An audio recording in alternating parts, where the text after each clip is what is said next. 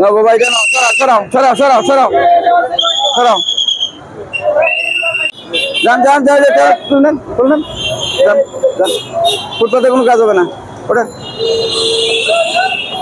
ওঠেন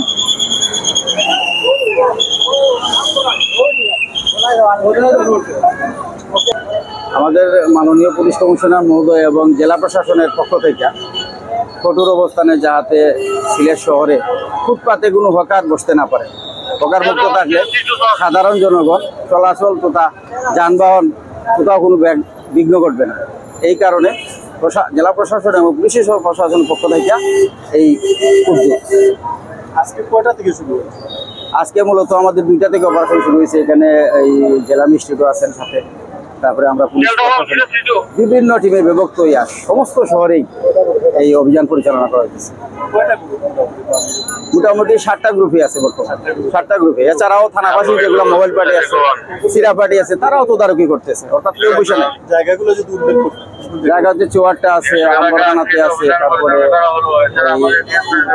জিন্দাবাজার আছে, এখানে বন্দর আছে, তারপরে মহাজনপট্টি আছে, বিভিন্ন জায়গা চলমান যতক্ষণ পর্যন্ত ফুটপাত মুক্ত না হয়েছে বা সুন্দর একটা সিলেট শহর না হয়েছে তখন পর্যন্ত এই অভিযান করতে থাকে।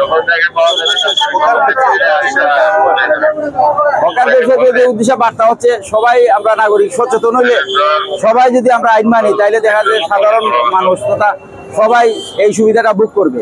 যানবাহন তথা জনগণের চলাচল সবকিছু সবাই সচেতন হইতে হবে, নাগরিককে আইন মাইনা চলতে হবে।